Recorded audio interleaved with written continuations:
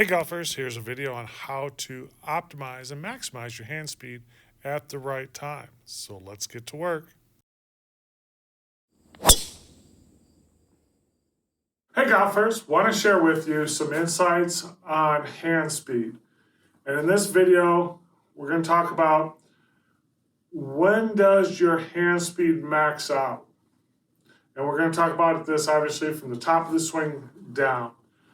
What we're finding out and what we're seeing with the numbers is that a lot of times our hand speed maxes out too soon. And if it does, then what happens? So if I get up to the top of my backswing and now my speed is maxed out here, my hands are going to slow down. Now I will get speed from the club head because my hands are rotating, my forearms are rotating, and I can still create club head speed. But what we run into that, if we stop too soon with our hand speed, is we're going to just see this mass of this club flip over sometimes and be wobbling through impact. So how low can we create our hand speed? And when we look at the data from the tour players are much lower with their hand speed when they max out relative to, we'll say, their amateurs. So, and even there's a difference between the men and women. Women tour players seem to max out sooner than what the men do. And really the men we're looking at somewhere right around here is when they're finally maxing out.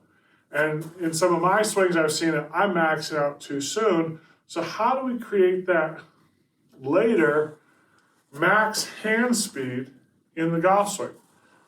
Well, so here's the tricky part, is by the time we feel something, it takes about 180 milliseconds for us to kind of recognize and make an adjustment in motion. Well, the whole downswing is 250 milliseconds, quarter of a second. So really you can see we don't have time to feel it in real time.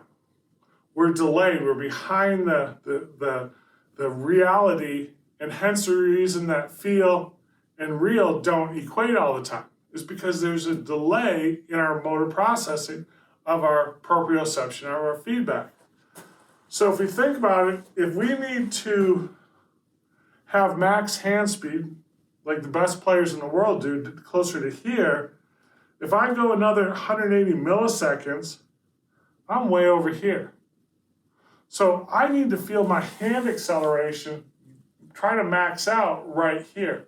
And that's when we're going to see that better upper body rotation through the ball.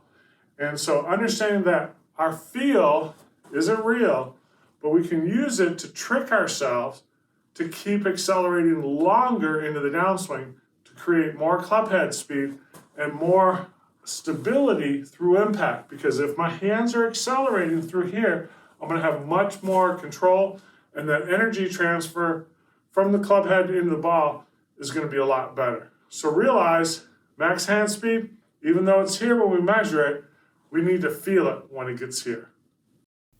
Here you can see my hands max out at 19.3 miles per hour, and my hands are just above waist high. You can see it there on the whiteboard, how it's just in line with the bottom of the whiteboard.